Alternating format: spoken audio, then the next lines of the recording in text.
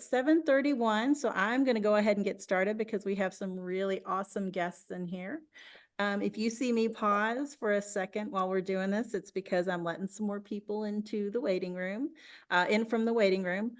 Welcome, everyone. My name is Heather Wibbles. I'm Managing Director of Bourbon Women. Tonight, we have a fabulous class called Liquid Assets, and we're going to be talking about a lot of things that have to do with whiskey investing and a couple of different kinds of investing in whiskey. But as you all know, before we do that, I'm going to have to make some announcements as I continue to let people in. I think we had about 50 or more people register for this, so I may be letting people in for a little bit.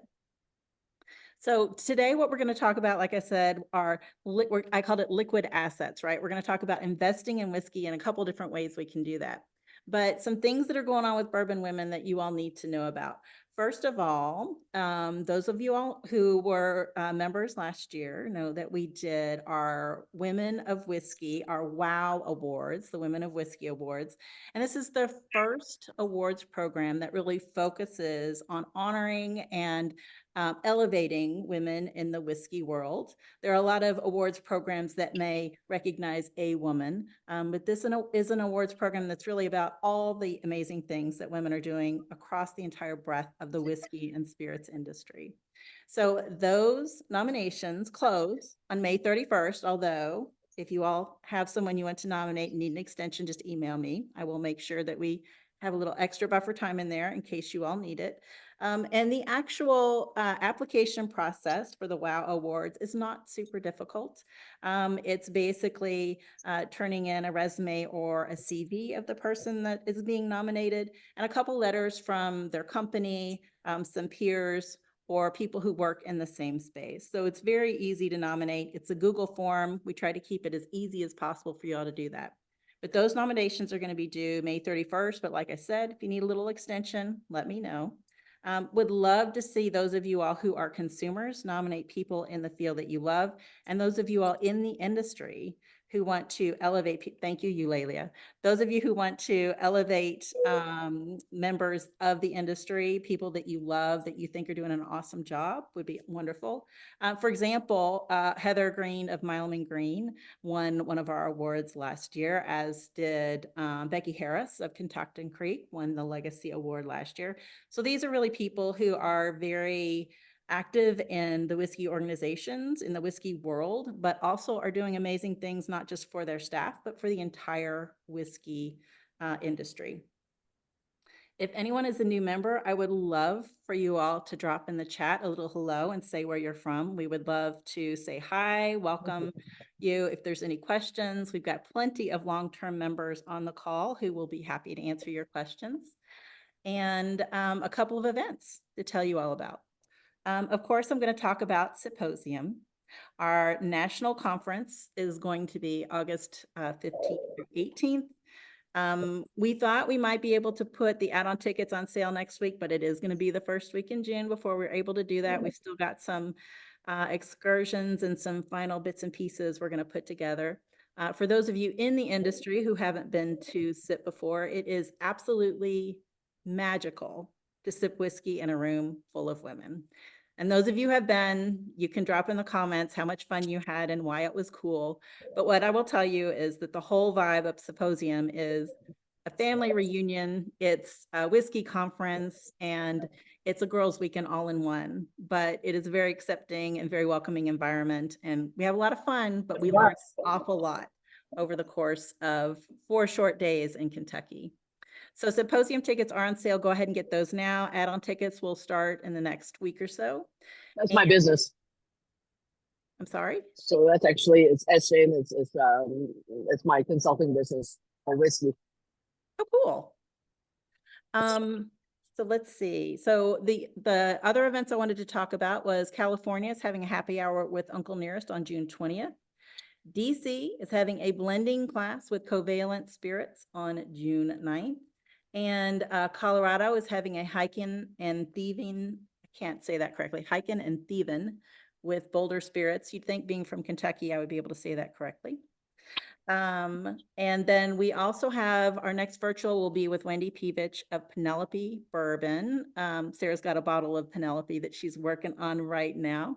If you want to hold that up, I think you all know, many of you have probably met Wendy of Penelope, and she is going to do a reprise of her class last year at SIP, where she talked about how to taste whiskey like you would if you were a reviewer. So she really talks a lot about physiologically what's going on the palate, the science behind it.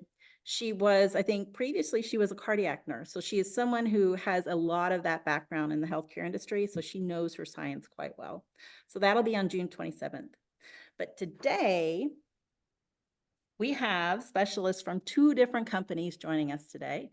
We have 4 speakers. We're going to have Jeremy Kasler and Sara Havens of CaskX today, and I'm going to introduce them in a little bit more detail in just a second.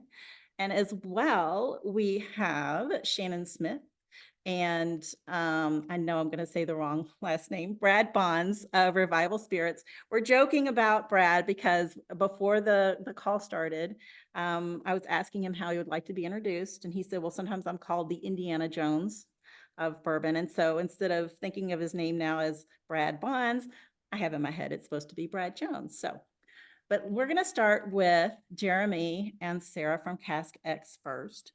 Jeremy joins us today. He is the founder and CEO of CaskX. He has 20 years of experience in specialty finance, alternative asset investment, and he does a lot of work on tangible asset diversification, especially with those that have to do with whiskey portfolios and whiskey enthusiasts. Joining him is also Sara Havens, who you all may know as a longtime Bourbon Women member. She is a Louisville-based writer. If you all follow the Barbell in Louisville, she writes for Bourbon Plus, the Bourbon Review, Alcohol Professor, and with me, she writes for Food and Dining. At CaskX, she secures vital partnerships with distilleries and hosts VIP trips. So I'm going to introduce the 2 of them first. And Jeremy, I will let you share your screen. And then a little bit later, I'm going to introduce in more detail Shannon and Brad as we start to talk about specifics of whiskey collection investing. All right. Can you all see the screen so far? Good. All right. And I will ask you all just briefly, if you have questions, put them in the chat. I've got the chat up on my screen. If you want to hold your questions toward the end, especially with the presentation with CaskX, that would be great. But if you've got something pressing, go ahead and drop it in the chat and I'll get to it as soon as we can. All right, all over to you, Jeremy. Hi, yeah, so as mentioned, I'm Jeremy Kasler. I'm the CEO of CaskX. And yeah, thanks for the opportunity for giving a quick talk on whiskey and bourbon investment today. There's a lovely picture of me, been photoshopped a little bit by the look of it, but anyway, there you go. And I'll be talking first and then handing over to Sara Havens, our director of whiskey, who is a world famous whiskey bourbon aficionado and expert. So here we go. What is bourbon investment? In very simple terms, it's the idea or the ability to put casks of new make bourbon or whiskey away, to store them safely, and as they age over time, they increase in value. Therefore, in 4, 6, 8, or 10 years' time, those casks are then sold on to private bottlers or whiskey brands for a profit. So how do investors benefit? Well, obviously the potential for consistent returns. That's one of the main goals of any investment, I guess. But with whiskey investment, it's something that ages slowly over time. It's not something that there's kind of spike in prices where it gets better, then it gets worse. It's a very safe investment that, given time, would almost always see consistent returns. There's natural appreciation, of course. Again, if the barrels are stored correctly, which they are in Kentucky and Tennessee and rick houses all over the US, then it's a natural process. And of course, the white dog goes in day one, It comes out 8 years later, but very, very different beast. It's something that we all love and enjoy, not just in the US, but all over the world. It's a tangible asset. So it's not a piece of paper. It's not a crypto or something that you can't touch or feel. It's wood, it's spirit, it exists. You can go and visit it, which is kind of unusual in many investment cases, and it's something that's real. And that's part of the enjoyment and part of the benefits people get, is almost feeling like part of the process, part of the aging process. It's averse to volatility. When stock markets boom or stock markets crash, or there's wars overseas, we don't see a change in prices. So it is different from the stock market and equities and bonds, etc. So for a lot of people, it's a good way to almost hedge their bets against their other investments. There's very strict federal regulations. It's a spirit, it's a liquor. So of course the government helped to control it very carefully. Every barrel that's filled is logged and managed very carefully. Of course, the government want to collect taxes on that. So that's another oversight. So everything's very strictly regulated in that sense. And of course, the barrels are securely stored. All the new make and the barrels that we sell and we offer are stored at the distillery where they're made. The provenance, if you like, or the history of the liquid is very important. So the fact is that the distillery that makes it are probably the best custodians of the barrels, because they obviously care about it. They've got these rick houses that are beautifully built, beautifully managed. So it's a very safe, effective way to store, of course. How did distilleries benefit? So not the investor, but the distillery itself. Well, one of the challenges with the distillery is monetizing the products quickly. And as we all know, it takes years and years for the bourbon or the whiskey to appreciate and to be something that could be sold. So historically, it could be 4, 6, 8, 10 years before they can monetize all the hard work that's gone in. With whiskey investment, it helps them to monetize from day one, because even if they don't sell their entire production, they may well sell part of it to CaskX and therefore to investors. So it means they can get paid immediately. This helps to increase production, because again, there's more money flowing into the distillery at an early stage. It helps them to expand their facilities, bring on more staff, improve the technology, improve the training, recruit better, more people, so on and so forth. More competition. Again, it allows more bourbon to be made. It means that new distilleries, in many cases, who might struggle financially, are able to enter the market, create some beautiful, fantastic spirit, because again, they can monetize the hard work very quickly rather than waiting years and years. Increase distribution. Again, the money that flows in allows them to reach more markets more effectively. It means they can market in overseas, they can market to different states in the US. It makes the whole process a lot easier because they have those budgets and funds to do that.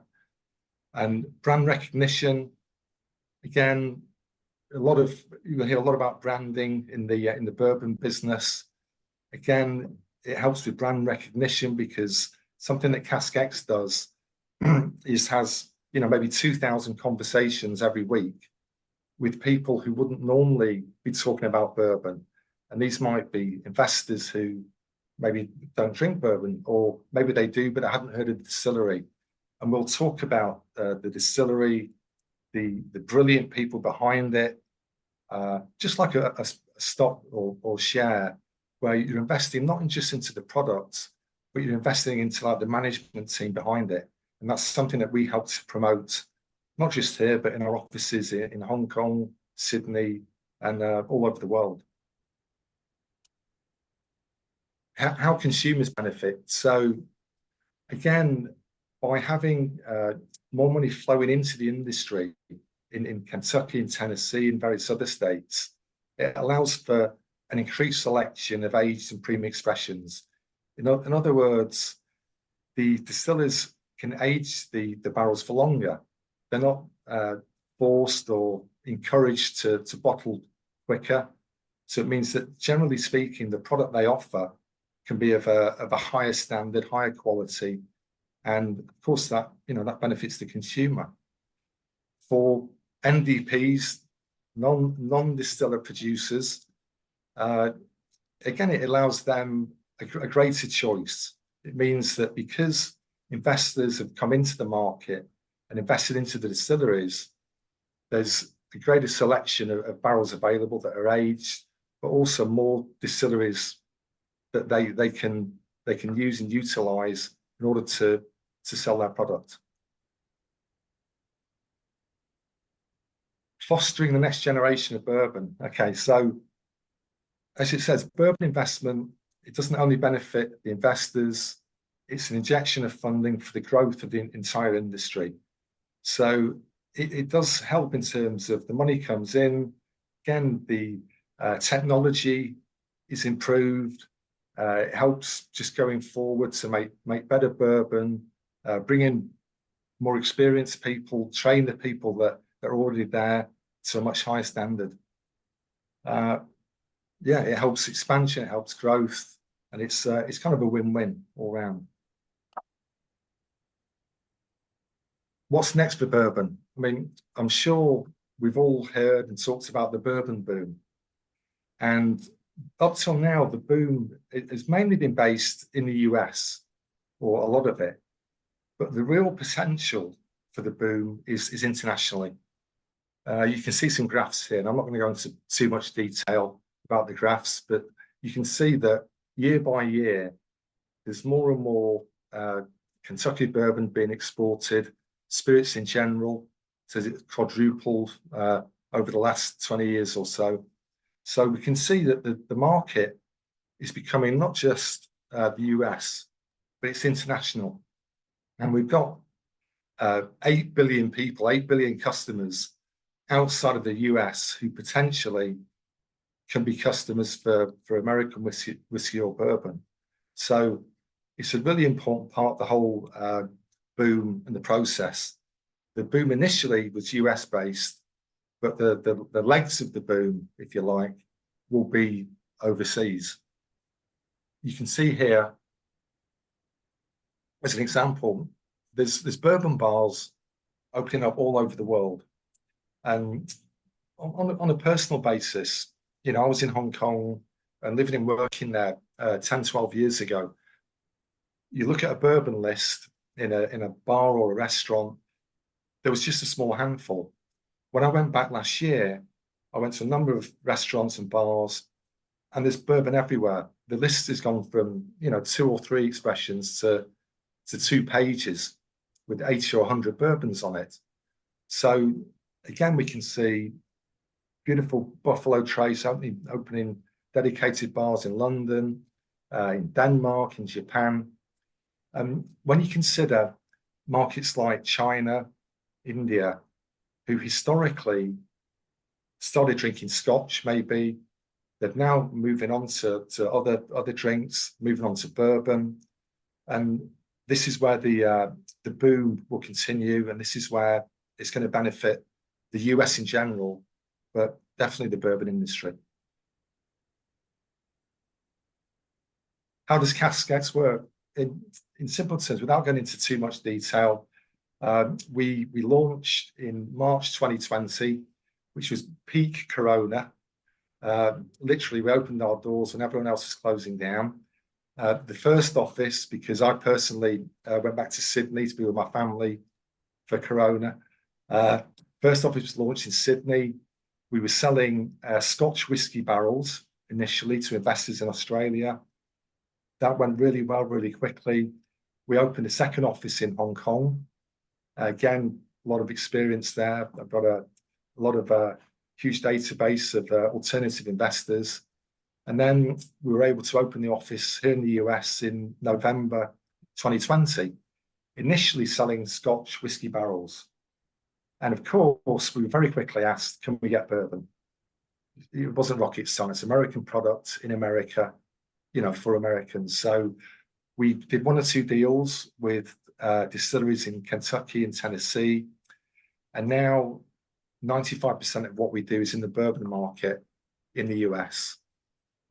When we offer the investment, we include 8 years of storage and insurance and taxes.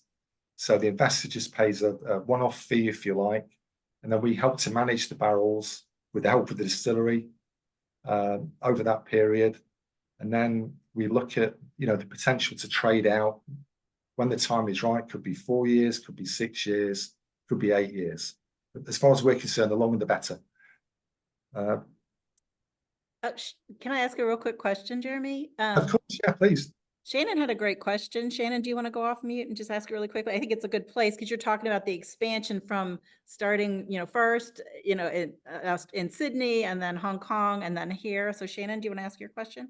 Well, I had a few, and I don't know that I don't know if you saw each, but the first one, I was curious if you all at some point, I'm seeing tequila rise, and I didn't know if you guys would ever diversify at some point. And the other question is, how do you all determine who do you work with as far as gaining product? And I'm going to throw one more out there, and don't think that you have to answer all. I'm just going to like toss them and pick them. But I think I asked you about the White Dog, and if that's, yeah, that's the last one. So do you guys only invest in White Dog, or do you invest in aged product as well? So those are kind of the 3 questions I tossed in the chat. So feel free to answer any or all or not. No, let me go in reverse order because I remember the last question. So yeah, we only invest in White Dog. Previously when we were selling a lot of Scotch, we were trading some sort of aged barrels. The problem as a business with that is that there's no sort of consistency of supply. And, you know, of course we could purchase, you know, 1,000 5-year-old bourbon barrels and put them away. But the opportunity really lies with the White Dog, with the new make, because the entry level is so much better. I can't remember the second question. Apologies. What was about tequila being on the rise, and if tequila might potentially be something like Kentucky was for you several years ago? Yeah, I enjoy tequila. Don't get me wrong. It's a lovely on a Saturday night, but currently it's not on the horizon. We are looking at rum because rum shares more of the same characteristics as bourbon and Scotch, whereas tequila tends to be a much quicker aging process. So I think people tend to invest into tequila companies rather than into the actual spirit itself, if you know what I mean. Yeah. But with rum, very much so. One of the challenges of rum is that it would need to be stored in the Caribbean. So it's managing that. It's a lot easier to deal with people in Kentucky than it is in Barbados, or I don't know, Jamaica or somewhere. So it's on the cards, but it's not something we're looking at immediately. Thanks. Was there another question? I think I'm going to get to it on this next one. Okay, I'll pass it over to Sara. Yeah. So I'm going to take over for now. If we all need a drink break, we can raise our glasses and cheers. Cheers. I think Shannon was asking, how do we pick the distilleries that we work with and the bourbon and stuff. So that's kind of part of my role is finding the distilleries that we can work with. We like to, of course, we want a quality product. And then another important part of it is the story. Does a distillery have history? Does it have a great story that we can tell investors and make them feel a part of it? Right now, we're working with a lot of emerging distilleries, as you can see some on the list here.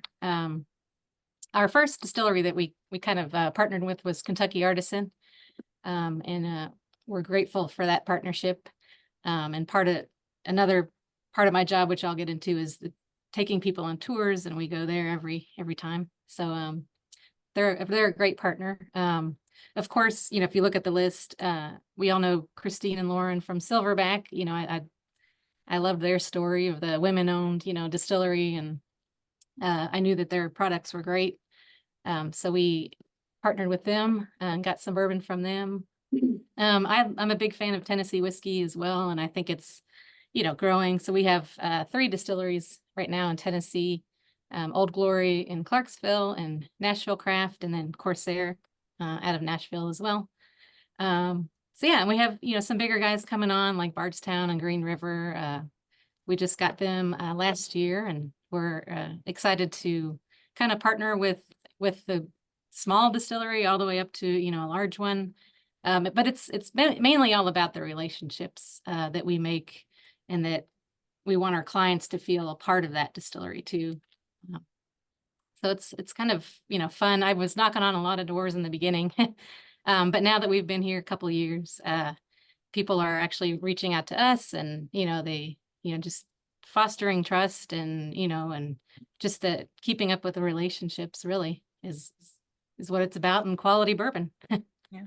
Now you all are purchasing them, but it's on site at the distillery. Yeah. So the normal aging process still occurs. Yes. only Right thing now that's we different is that just, you all own it. we purchase new make barrels, and we tell them to please put it away. Put it Okay. away. Right now, each place we work with, they store the barrels for us. And so when we do these tours, we can go into the rick houses. You can't really see your exact barrel because it might be hidden in the back of a rick house.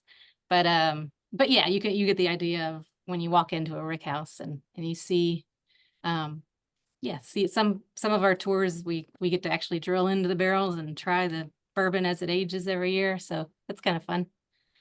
And that's a great transition. The other half of my job is leading these VIP tours. Right now I do them in Kentucky, out of Louisville, and then I do them in Nashville as well. And so you get to spend the day with me. You fly out here, we put you up in a nice hotel at the Omni or Hotel Distill. And so we usually start the day, we go to Kentucky Artisan, and then we go kind of behind the scenes there. Of course, they make Jefferson's, so they learn all about that, but it's kind of like a great small craft distillery. I'm sure many of you have been. After that, we go over to Bardstown Bourbon Company. We have lunch. We do another tour there. And then I kind of drive them around Bardstown a little bit to kind of show them, the Kentucky bourbon culture. And a lot of them are big bourbon fans. And so they're always kind of like, tell me, I want to find this bottle, or I need to find this bottle. So I'm driving them around to all the liquor stores in Bardstown looking for, unicorns and stuff. But it's kind of fun. It's fun seeing, introducing all of these people. Sometimes it's their first time to Kentucky or Nashville, and, sometimes it's their first bourbon tour ever. So it's fun seeing, the industry through their eyes, and just kind of fostering those relationships again. So, yeah. So I have a couple questions. Can I ask a couple questions? Yeah. Yes. Our final slide. I'm gonna get we have us. a website. Yeah, so they can obviously scan the QR code and go Yeah. directly to learn more about you guys. Yes. I'm gonna give you guys a minute to pop your questions into the chat, but I'm just gonna ask a couple basic questions. So tonight we're really talking about, with you all, investments of cask. So does someone come in and they invest in a part of a cask, or are they investing a number of casks from a particular distillery? So when people come in and talk to you all, where is that really sitting in terms of, part of a cask, a whole cask, mini casks? How does that work with what you all do? Yeah, so I can answer that. So it's the whole cask. So you're not investing into like a share or whatever it might be. Normally people would invest a minimum of 24 casks. So it's around about $56,000 as a minimum. But yeah, it's you own the cask. It's not just like a piece of paper that gives you a right to a certain part of it, or so on and so forth. So that's one of the lovely things that Sara does, where, you know, we talk about people buying casks and people send their money, but then when they actually visit the casks, it's quite a moment. You know, it's going from just talking about something and getting the paperwork to actually seeing these casks piled up in a rick house. So you actually own something, tangible. I'm still waiting for some more questions to come in, but we did have a question from Lisa. Hang on. So she had a question about your picture where you had the bourbon bars. So when you're talking about bourbon bars, when you're talking about bourbon and bourbon bars, it looks like the primary source that you guys are using are Kentucky and Tennessee. Is that kind of where you all are going to stay? Do you think you're going to expand with bourbon bars and with bourbon? Where do you really see this going long term in terms of the ability to purchase and invest in large numbers of casks at individual distilleries? Yeah, I mean, again, it all depends on the market, but for us, really, it's the path of easiest resistance. And, you know, worldwide, people know Kentucky, they know Tennessee. I think in the US, there's more of a market for, we won't say niche states. There's some, you know, fantastic bourbon made all over the US. But as an investable asset, it kind of makes more sense to focus primarily on Kentucky and Tennessee. We've got a distillery in Texas. We've got Sagamore. Yeah, we got Sagamore out of Maryland. Out of Maryland, who made, as we know, you know, world-class whiskies and bourbons. But generally speaking, you know, there's a certain pedigree comes with Kentucky and Tennessee. And that's what a lot of the investors who maybe don't know that much about bourbon, but they know, all right, Kentucky, bourbon, Tennessee, it must be good. We had a couple more questions come in. Cynthia asked, does it work like a REIT with a buy-in as part of a group in that 56K? I'm afraid I don't know what an REIT is because it's a real estate investment trust. No, it's an individual investor will purchase 24 barrels, which is about 56K. So the individual owns those barrels. It's not part of a group or a fund. People do often get together. So it can be more than one person. So generally, obviously, it's people that they know or they're friendly with, or it's family. So it could be a group if you wish, but generally speaking, it's an individual who will invest. Okay. And let's see. Can you go into more, Hillary asked, can you go into more detail on the process for an investor from choosing their barrels to trading? And I'm assuming, Hillary, by trading, you mean selling their barrels? If you want to go off mute and talk about that. Yeah, so it's fairly straightforward. You know, we engage with the potential client through, whether it's through word of mouth or marketing. We'll talk about the current offering. So, for example, let's say it's Green River. Generally speaking, we've got one offering at a time. Again, we'll explain why we think Green River is a good investment, the people behind it, where they're heading internationally, so on and so forth. The client will say, okay, that sounds fantastic. I'd like to purchase 50 barrels. We'll start organizing the paperwork. The investor would need to be an accredited investor. So that's something that we kind of check as well. We put a lot of layers of safety in place. So we have an independent audit done once a year to go and check the barrels to make sure they're all there. Everything matches up. We have an online username and login, so people at any time can see what they own, when they bought it, what the mash bill is. They get certificates of ownership as well. And then it's a waiting game. Simple as that. There's no fast track to aging bourbon, although one or two people have tried, but it never quite worked out. And it's just a matter of sitting on the investment and it's time. Of course, we'll come back with further offerings where we can, and then depending on the market, whether it's 4 years, 6 or 8 years, we'll come back and say, look, now's a good time to sell. And We will help to sell the barrels, of course, if that's what the client wishes. The client may wish to bottle a barrel, so create his own mini brand and give out to friends or family. Or if he or she wishes, you know, they can sell the barrels themselves as well. Cool. Well, Brad has a great question. Brad says, what happens if a cask leaks and is empty? And in addition, how much percentage does CaskX make or charge? Is it different based on the distillery? So in terms of leakage, all the barrels are insured, first and foremost. That's very important, of course, because, you know, they're stored correctly. There's lots of checks and balances done. So, of course, there's someone there. If it looks like there's any leakage in any barrels, it's quickly, you know, looked at. So yeah, the insurance-wise, no issues there. What was the second part of the question? Sorry. Second part was, how much does, what percentage does CaskX make or charge? Is it different based on the distillery? Sure. What are the fees in there? Yeah, so each barrel is $2,400, and that includes the storage, the insurance, ad valorem taxes in Kentucky, the ongoing management. When it's time to trade out, we charge a 5% trading fee.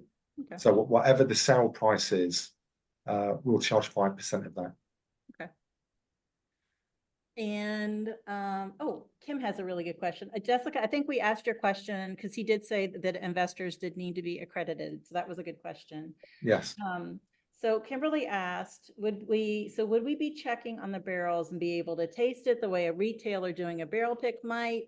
And how are updates on the barrels given? So yeah, there are samples available, of course. So if you know, a certain client says like after 3 years, any chance of you know, trying a bit, we can organize a sample for them. That's no problem at all. So there's no issues there. And what was the second question again? The question was updates. How do you get updates? I think some of this you kind of talked about because you have some information on the website where they can go and sort of check on how their barrels are doing. So how do you get updates on what you're doing, or like how your investment is doing over the time that it's aging? Each investor is allocated their own private broker, so just one person will be dealing with them over the course of time, and we put together market reports. We've just released our 2024 market report, which gives lots of facts and details about, you know, prices and all the stuff about the international sales, etc. And we engage very often with clients. We're probably speaking to them probably once a month, whether it's to invite them to events, invite them to the VIP events. So there's lots of interaction, and of course we're just a phone call away. If anyone needs any updates on anything, we're happy to engage. That sounds great. Kimberly says thank you. We're about at the point where we're going to switch over to talking about whiskey collections as investment. Sara and Jeremy, anything else you would like to kind of close with as we sit and think about the idea of cask investments versus what we're going to move into, which is whiskey collection and bottle investments? Any final thoughts? No, I want to thank you for allowing us to put a message across. And, you know, I think it's important to remember that although what we do is about making money effectively, it's about investment, but it's also about the kind of marriage between a passion and an investment. So it's something that we're happy to promote because, you know, people are making money with something they love. And that's it's unusual in the investment sphere. Well, I don't think anybody here would not understand the passion behind investing in whiskey. Cindy actually asked, what's a typical % of return that you could expect? I know it varies year by year based on when it went in, but no, that's a very important question. We would project around about 14% per year. Okay. That would be a net. So of course, you know, markets change and so on and so forth, but we want to try and you know, under promise and over deliver, but I think we could comfortably expect around about that mark. That sounds good. Sara, anything else to add? No, just thank you for letting us go on about it. Absolutely, absolutely. I think this is something that a lot of us haven't really heard of. We're all very passionate about bourbon, but we don't all know all of these details about other ways of investing in bourbon. So now we're going to switch gears a little bit. And if you will go ahead and stop your screen share, Jeremy, I'm going to pin both. Let's see here. I'm going to pin, let's see. Shannon, I've pinned you. And all right. I'm going to take you off co-host, and Sarah, I'm going to take you off co-host, but please, if you all have comments, please go ahead and pipe in. And then let's see, where's Brad in here? I thought these were in order. Let's see, Brad, your co-host. I'm going to pin you as well. And so what we're going to do now is I have some questions for Shannon and Brad, and Brad, I did go over these questions with Shannon, so I do have approval to ask these. But if there's anything else you want to add, please do. So for those of you who missed a little bit at the beginning, we have Shannon Smith and Brad Bonds from Revival Vintage Spirits. These are our friends up in Northern Kentucky, Cincinnati area. Shannon is an award-winning attorney and a serial entrepreneur, as I know many of you all are as well. She is known for her business and bourbon expertise and how the two intersect, which is a perfect thing for us to be able to ask questions about the laws and legalities of bourbon and selling bourbon, buying bourbon, enjoying bourbon, and all of that good stuff. She is the premier attorney in the region, and I think region here doesn't just mean Cincinnati and Northern Kentucky, but probably a larger multi-state region here for alcohol, beverage, and business law. She founded with Brad Revival Vintage Spirits and is also a founder of Rising Tide Spirits. We also have Brad Bonds, who has the absolute favorite, I think, terms that I have about this. What they call him, he's also co-founder. He's has tons of knowledge about the dusties and unicorns that we talk about all the time. And he is known as the Bourbon Willy Wonka. I think you need a t-shirt, Brad, that says Revival and then Bourbon Willy Wonka underneath that. And he is a spirit savant. If you ask him what his favorite pour is, he'll share, my favorite bourbon is one I've never tasted before. And I know you all can relate to that, actually. And the reason I keep thinking his last name is Jones is because before we started the call, we referred to him as the Indiana Jones of liquor. So Shannon and Brad, thank you guys so much for coming in today. The questions that we have for you all are really about, I mean, you all can kind of see all the liquor I've got over there, right? So you all, behind you, Sara, behind you, Jeremy, we all have that kind of problem.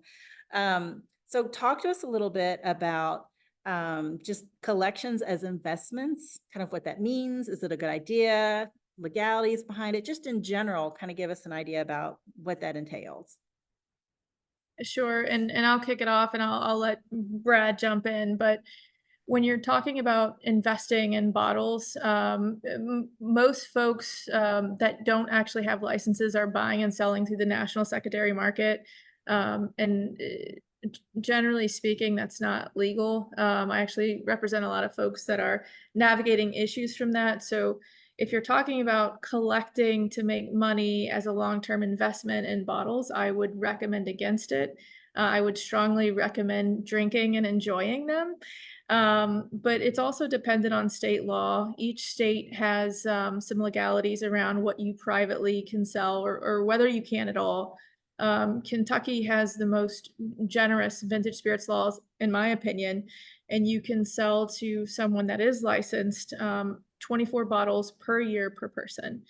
So if you're trying to invest in something, I would keep that in mind. If you're trying to start a business around it, that's another conversation. But I can tell you, Tennessee, Texas, DC, North Carolina, New York, they all have different laws, but none are so generous as Kentucky.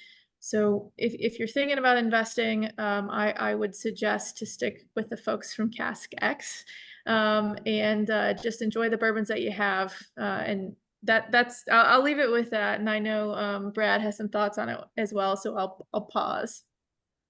Danielle was asking how many bottles in Kentucky, and I believe you said 24 bottles a year. Is that correct? Yep, 24 bottles per year, and it's rolling. It's from the time that you sell. So in Kentucky, there's reporting requirements. So as soon as you sell, if you sold us 24, we would have to wait a year, or actually, I can dive into this later. It's a little, it can get boring, but the law just changed, and there are implications now if you violate that. But it's 24 per person per year from the time in which you sell, and Okay. it's for anyone in Kentucky. So if you sell to any retailer, if you sell to us for 24, you can't go down the street and sell to another retailer for 24. That's it for you personally. So For the year, okay. And then Lisa has a note that in Texas, she thinks it's 3 bottles per month. So how would, Shannon, how would somebody look up what's legal in their state? Where would somebody find out that information? you know, Google is your friend. I would also recommend finding a local attorney, just because the laws do change so often, so frequently, and they are so nuanced. So, for example, here in Kentucky, we need a retailer's license would enable us to purchase, but when you're in Texas, you have to have a distributor's permit. But then the regulations that apply to those that have a distributor's permit are exactly the same as those that apply to us in Kentucky with our retailer's permit. So it gets pretty convoluted. And I would just encourage everyone to be really, really careful, particularly if you engage in shipping. I can tell you that once you go across state lines, that brings a whole other level of concern. And I have to tell you, that's when federal government gets involved. So, I personally have never dealt with the federal government in that regard, but I can tell you that is a concern that you need to have if you're shipping. So I'll leave that there. I'm not trying to scare anyone, but I am trying to tell y'all, be careful. Well, and as an attorney, you do a lot of education about what the laws actually say. And so you're not necessarily trying to scare us, but you're trying to be very factual about what it means. So I think one of the things that maybe to talk about with your business and what you all do is not just what you have and if you're going to sell it, but how do you evaluate what you have? So maybe Brad, you could talk about what exactly is a vintage spirit? What does it mean? How do you evaluate how much spirits are worth, either because you want to sell it or because you just want to see what your collection's worth? So great question. I think for me, like a vintage spirit, it has a tax strip. And so in 1984, they stopped putting that on bottles. And so that's what I'm looking for is a red or green strip. And it's all about the seal, the fill level, the clarity of the spirit, where it was kept, how's the label. So it's almost like a baseball card. So, people call us every second of the day trying to sell to us, and they're just like, I have old Fitzgerald from 1968. What do you give me? And I'm just like, well, what's it look like? A picture's worth 1,000 words. And so every single bottle, every single deal is different. And the easy part for us is finding it, believe it or not. So like I can gather, tons and tons. The hard part's selling it fast enough. And so like Shannon was saying with shipping, if we could just gather as much as we wanted and there's no 24, and then we can ship as much as we wanted, we could probably end homelessness and world hunger with the taxes generated. but yeah, I don't know. I mean, we're having a lot of fun at the end of the day. So Are you And all also restricted to how much you can buy and sell of those vintage? No? As no, a- it's 20. Go ahead, Shannon. no, yeah, you're good. So individually, each person can only sell us 24, and we personally do track it. But there's no restrictions on how many we can buy. So for most retail shops, you're going to see they go through a distributor. 99.9% of our product is from private persons, like everyone on this call. And the only other thing that I'll add to Brad's comment, what is vintage? Brad is, 85, 86, whatever has a tax strip, that or before is vintage. But sometimes it depends on the law and in the state you're in. So for us, if it isn't otherwise available through a wholesaler, it can be construed as vintage. And that's something that's kind of come up with our legislators recently. So I just wanted to toss that out there. Okay. Let's see here, the other questions I have. And if you all have questions about this, please pop those in the chat as well. Are there some pitfalls that those of us who are interested in dusties or vintage spirits or collecting, are there some pitfalls that we could avoid, or some really interesting stories that would sort of be parables or, things to avoid as we do this? So do you all have, I'm sure you have lots of fun stories. We would love to hear some. Let me put it that way. I'll say just one quick note on pitfalls, and then there are lots of stories, and Brad and I just recently talked about writing a whole book on, the stories about the folks that we meet are sometimes more interesting than the bottles that we get and the stories behind them. It really is incredible. And Brad, I think that you can probably go ahead and kick that off. I was going to say something else, but the stories behind the acquisition of the bottles are the ones that I think you should go ahead and share, because they're so fun. And I always quote, or I always talk about I call it the Jack Daniel's story, and I always get it backwards. But Brad, if you want to speak to that and any others, I'll just pause and listen. So when Shane and I first opened, we had an older lady reached out, and she couldn't even send us photos of the bottle. She had like a flip phone, and she's like, I have all this old Jack Daniels, and I have some other bottles. What are they worth? And I'm just like, well, I have to see it to tell you. I have no idea. And so ended up actually just going to check them out at her house, and she told me before I came that she was going to make me some Jack Daniels cookies. And I'm like, don't go out of your way. And so I get to her door, and she greets me with these like powder puff, like white, like little ball cookies. And then she had behind her back the bottle she made it with, and it ended up being a granddad from like the 70s. And so the bottle that she's using to make cookies, like we would sell it for like, I don't know, $500 or $600. We would given her like a few hundred for the bottle, and she's literally making cookies with it. But it just shows you people have really kind of no idea what they actually have. Time's kind of gone on since they bought it. And so when they first bought it, bourbon was in a glut. And unless really get online or you're all about bourbon, you just have no idea. And so you basically kind of just look at it like it's a bottom shelf thing. But, this is something that if she wasn't making cookies with, it could have been monetarily, a benefit to her. So. So how And old? Go ahead.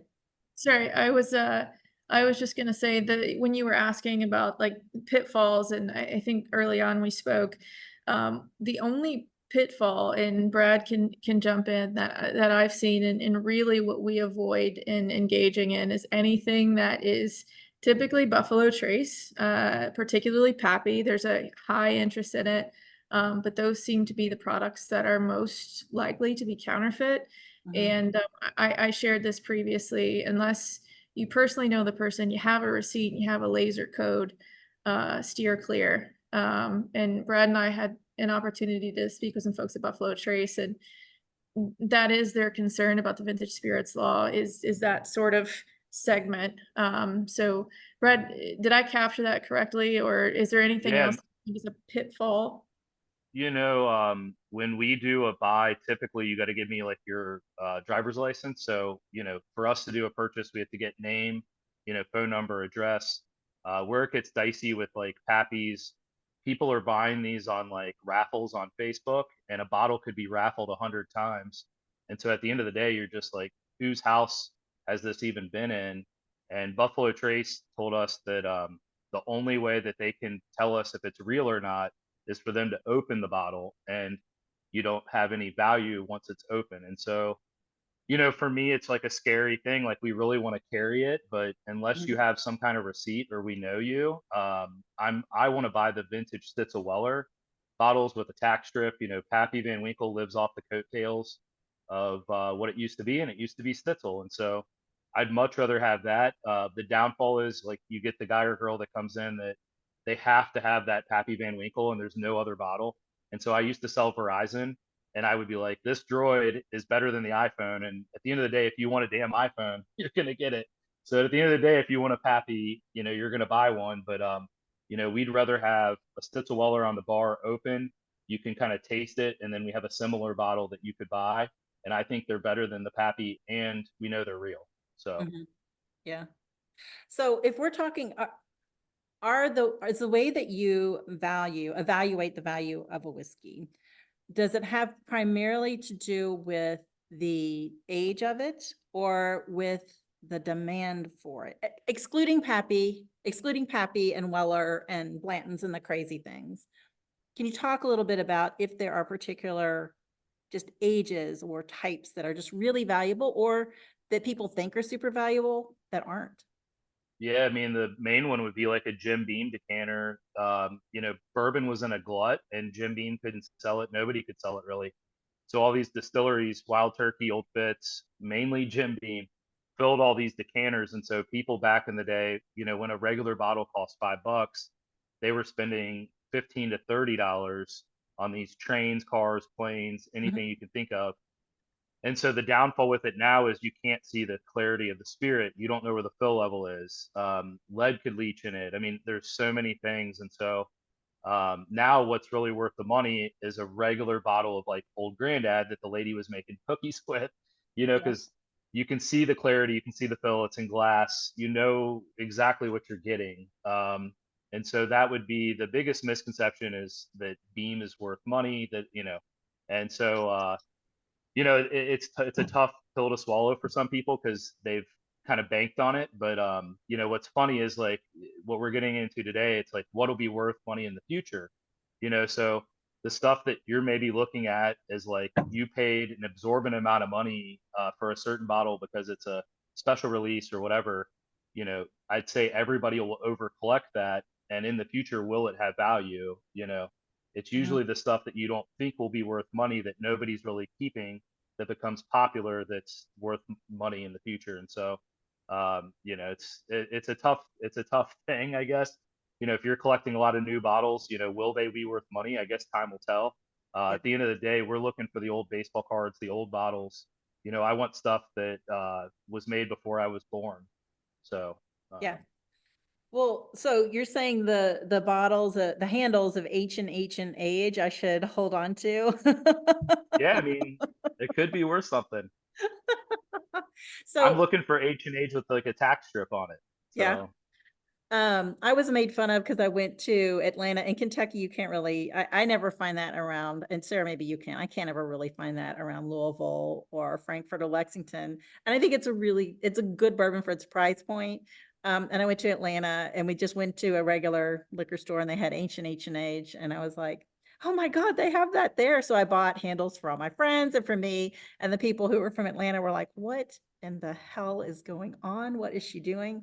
But see, now I can say, well, this might be worth something eventually. It might be something to collect.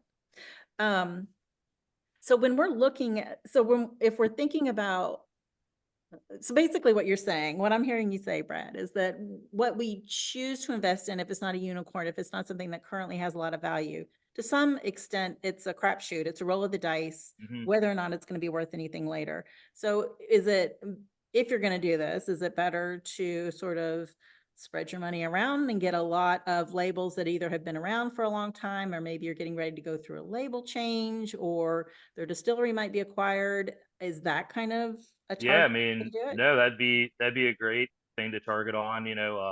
I kind of look at it like Joe Burrow. He makes a lot of money, but he doesn't have any rings on his hand. And so we're looking for the championships, the Mickey Mantles and the Babe Ruths and the Hank Aaron's, like the true champions. And so I think baseball cards go up So and down. should we drive to dinner or The because we're the old trying not to ones, drink? What? the old It's a ones are sushi always worth restaurant. money. Oh, I see, cool. I figured you'd eat I'm that. so sorry. Yeah, Let sushi me- or I think- something. hang on, let me mute her. Hang Maybe on. not. I don't know. Was trying not to eat anything, but I will go to the sushi restaurant. Hey, Lori, can you mute yourself? It's a dinner party. I don't know who's talking. Sorry about this, you all. It's all good. But no, I look at all these new releases as like these new baseball cards of new players that haven't done anything besides take a paycheck. You know what I mean? And so I want the stuff where people have, it's a true winner, and that's the old bottles for us. And so we're going to double down on it and just continue to buy Dusties. So. Yeah, and I have to add really quick, and Brad's giving excellent advice, and I just have to reiterate to make sure that you all check the laws where you are. I'm just seeing, I'm essentially seeing issues with folks not complying, and I want to make sure that if you're investing, you do so appropriately in whatever state you're in, comply with the laws. and follow what Brad is suggesting on those bottles. And if I'm always open for questions, but I can't reiterate that enough. So. And thank you for continuing to say that too, because we do need to be reminded that. Christina asked, as a collector, can we insure our collections, and what does that look like? That's an awesome question. That's something that we're hopefully going to work on in the future. I think, maybe Shannon can touch on this a little bit, but I would love to be the go-to for whatever, from anything from a divorce to like, you just want to know what it's worth. So your kids, if your kid opens it, you can get your money back, or it falls and breaks, you know what I mean?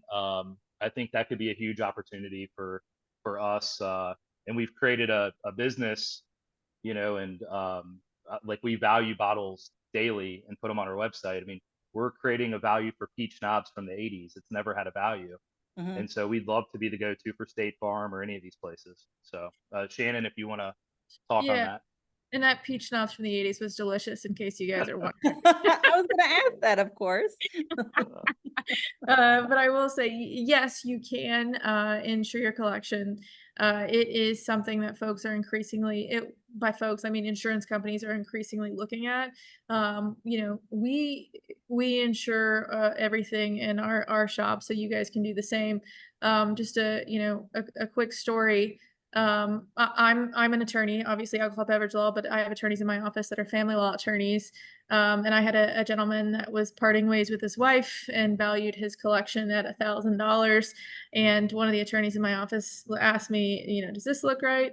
And he had about 100 bottles ranging from, the 1950s to the 1980s, and they were the cream of the crop. And he was suggesting they were worth $1,000, and I was like, no, that's not right at all. And that's kind of to Brad's point, is that one of the services that he wants to offer is essentially valuation and putting our stamp on it to say, this is the value of that bottle.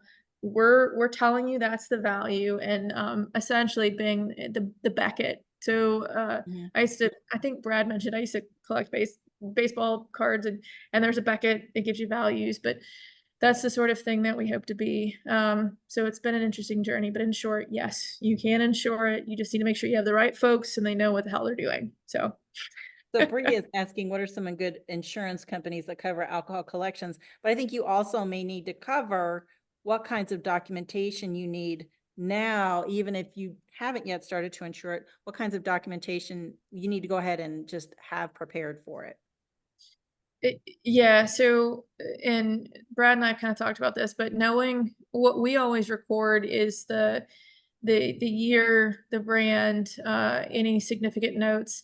Even if we had a collection, and this is very odd, but it came from Frank Rizzo, and Brad can expand on that. And when we talk about weird stories about how we acquired bottles, those things matter. So recording that, and then it is difficult to find a company that will insure it. I have a few folks that I work with, but these are folks that I know that work in Kentucky and Ohio.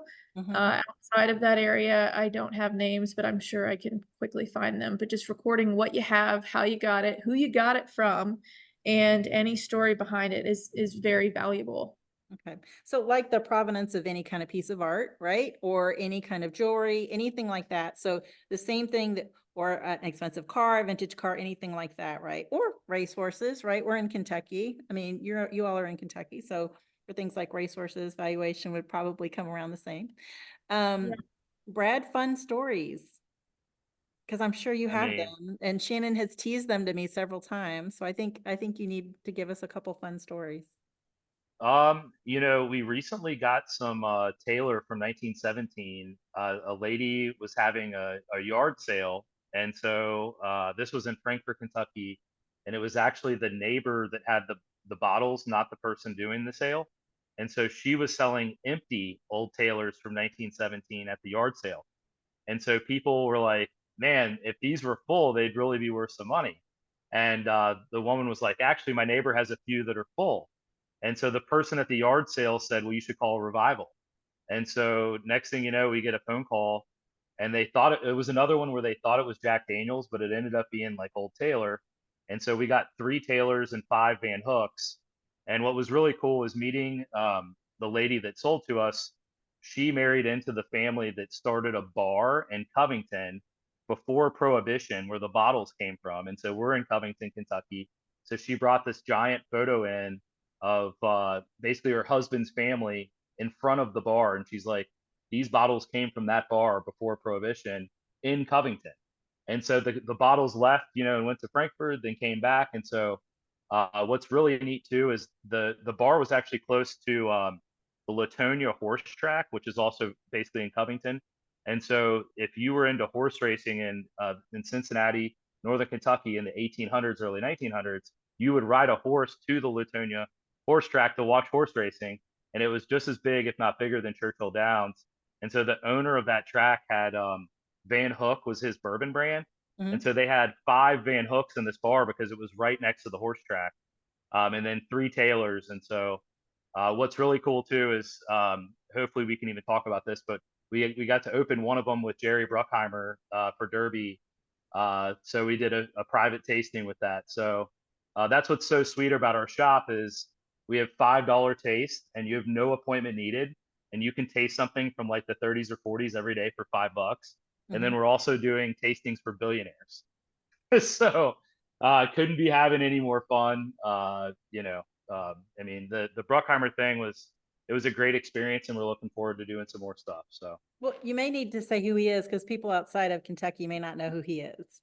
basically, if a movie's not made by Steven Spielberg, it's made by Jerry Bruckheimer. So like Pirates of the Caribbean, CSI, I don't even know. Google Top him. Gun, Amazing Grace, Yeah. Pirates of the Caribbean, All the big ones. Yeah, it's pretty incredible. Yeah, he's the action movie guy. Yeah. Do you all who are on, if you all want to take yourself off mute, and if you have any experience with Dusties, any that you've seen, any that your great Aunt Maud had downstairs in the basement, please share. Hang on, Christina. Oh, Christina says she loved your all session at SIP in 2022. So we loved that. We loved it. Christina loved it.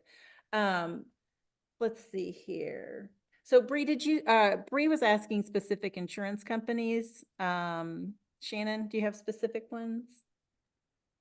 Yeah, and so we used, I think it's, and I can send this, Heather, to you, but we used, I think it was Schiff Insurance. And then my personal insurance company, after I had a conversation with my agent and I let him know, this is something valuable to me, he treated it like it would be jewelry. Like if I were doing something like rental insurance. So I think just start with a conversation wherever you are. And that was essentially with Kentucky Farm Bureau and then Schiff Insurance. Those were the 2 that we've been working with. And we recently started with a gentleman as a broker that is specializing in this realm. Heather, I told you his name, Bangle Jim. I accidentally called him Jungle Jim, but he's a fantastic broker. He will find you the best price for whatever you need and be your biggest advocate. So Heather, I can send you his information as well, because he's insuring us all over the place because we're opening new locations, and he's been phenomenal. Do send that. And if you're a Bengals, I was just going to say, if you're a Bengals fan, he throws the biggest bash in town. And so it's outside of the Bengals stadium, everybody goes and parties with them. So that sounds awesome. I'm trying to look and see if we had other questions for you all. I don't see anything in here. Let's see. I have a question. Go ahead. Sorry to interrupt. How did the Colonel Taylor taste from 1917? That's what I want to know. Absolutely amazing. There was like a hint of like barnyard funk on it, but butterscotch, just brown sugar. I wish I could go. I need to make an appointment to go back because half the bottle's left. I'd love to try it after it's like opened up. So we opened it the day of the event, which I would have preferred to have opened it maybe a week before, but we wanted to show them that it was legit, because I would have concerns myself if I brought like an open bottle to the event, so we opened it about an hour before we shot it out, but I thought it was some of the best whiskey I've had in my life. The fill was good, the seal was good, the clarity was amazing. I mean, it didn't get any better. And then to share it with like, just, you know, super like crazy people that are the best in every industry, you know, that were there. So Yeah. I'll just add really, really quick. We didn't just open in 1917. We did a through the decades. We did a 1917. We did a 1980s, I think, Brad, and then we did a modern day Taylor. So we did the whole 9 yards, and then we kicked it off with a mint julep with a vintage spirit, which was a Taylor from the 80s as well. So that's our hope with the new shop, is to provide those through the decades sort of tasting experiences, and that's what we did at this tasting, and it was. Brad was incredible. It was very, very good. Yes, at SIP one year, we got to try a Maker's Mark from 1985. And it didn't taste anything like Maker's Mark today. And we were all just sitting there going, like, you know, heaven came down on us. So it was quite exciting. It's so Makers is one of the most underrated vintage spirits. Like it, I'm glad you mentioned that. It's actually one of my personal favorites. I think a blind taste, if you're drinking, you know, Stitzel Weller in my world is kind of like the top, I guess, but it's only because, you know, Pappy used to be made with it. But I think in a blind that vintage Makers might even one up Stitzel Weller. So, Really? you know, oh yeah. I think, you know, blind tastings are great. Like people get, you know, as a human being, you look at these bottles and you have like the biggest thing for us with these vintage bottles is people see Jim Beam and they're just like, oh, that's just Jim Beam. And it's like, no, this is Jim Beam from the 70s. You know, it's smaller batches, better ingredients. It's like a Papa John's commercial. So it's fun to share it. It's fun to share it with folks, you know, and blow their 90s minds. But is my favorite. There we go. Yeah, we have one on the bar right now. It's really? funny. I think everybody in the state of Kentucky has one of those in their house, but Yeah. So what year is that now? that's I a think 96. That's a 96? Yeah. Yep. Championship year. Yeah, I Of mean the course. future of us is like Shannon said, like if we can get a 60s Makers would be one of the earliest, and then a 70s, 80s, 90s today. We want to blow people's minds with the stuff from the past. The more we crack these bottles open, I swear to you, I think the best spirits have already been put in a bottle. Maybe CaskX disagrees with me, but we think the proof's in the pudding. So we can't wait to share the pudding with all of you. Well, and the other thing is we're kind of seeing both ends of investment or, you know, purchasing a whiskey, both at the cask level where you all are purchasing sets of casks. And honestly, Jeremy, what you and Sarah are doing is you're kind of letting people be mini distillery owners or mini, you know, bottling agents where they own that spirit, they own that juice. And then they get to sell it back and somebody else may do wonderful things with it. They might use some of it themselves, but we're going from that where you guys are at the start of the journey of the juice to Shannon and Brad, where something's been sitting, it was not only bottled, but maybe sat for a long period of time. Or somebody like us who just loved bourbon, put it on our shelves and just, you know, I've got bottles I've forgotten about that I've hidden in different places in the house because I don't want to get busted for buying too much bourbon. So if you guys are like me, you probably have some bottles that you're like, holy crap, that bottle's from like 10 years ago and I never opened it. So I think we're seeing both ends of things here. It's kind of an exciting conversation to have because it's not often that you get to talk about investments on both ends of the spectrum. We just had a question come through. Let's see. Oh, Lisa asks, would you have any advice about investing in distilleries, either crowdfunding or private investing? This is just a general question. You all may not, you know, specialize in anything like that. You know, Jeremy, you are very much an investor and you have this kind of mindset, but do you have advice about investing in distilleries, either with crowdfunding or private investing, things like that? That's a tough question. Obviously, it depends on the distillery. Mhm. I guess it's like any other investment. You'd have to do a lot of due diligence. Mhm. It's not my field of expertise, and I think I would do a lot of checking first. Let's put it that way. But I guess there's good opportunities out there as more distilleries are expanding and new ones are opening up.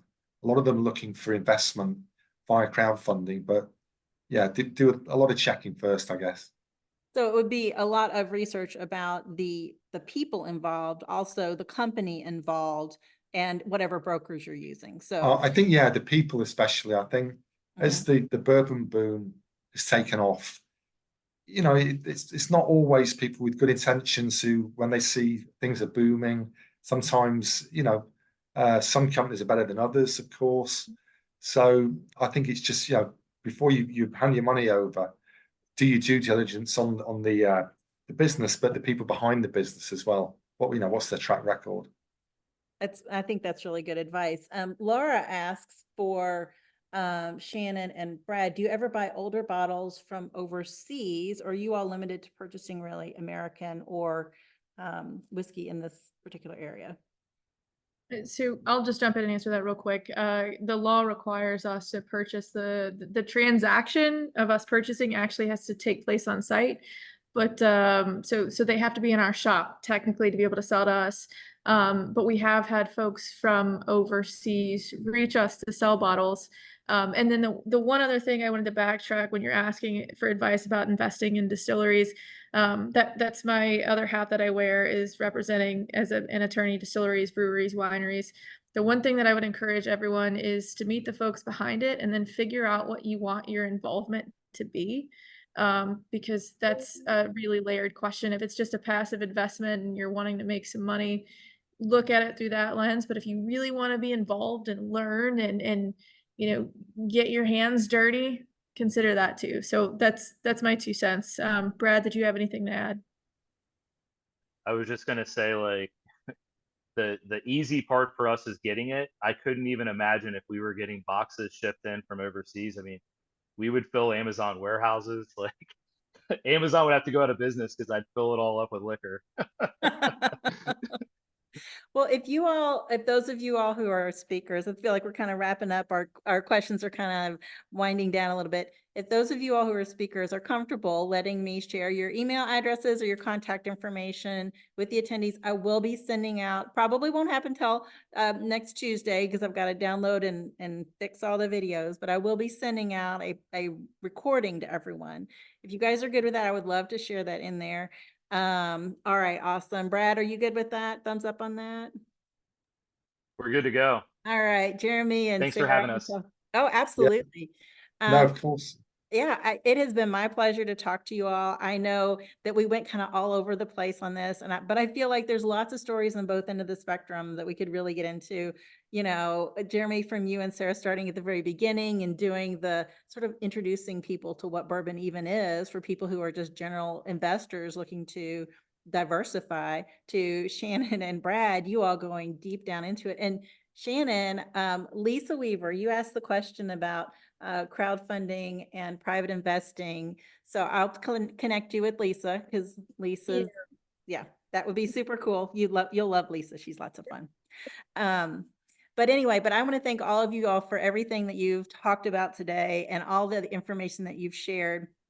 And I know we've kind of gone all over the place, from investments to insurance and all kinds of things. But I think what I'm taking away from this is there are a lot of opportunities. There are a lot of dangers, but a lot of opportunities.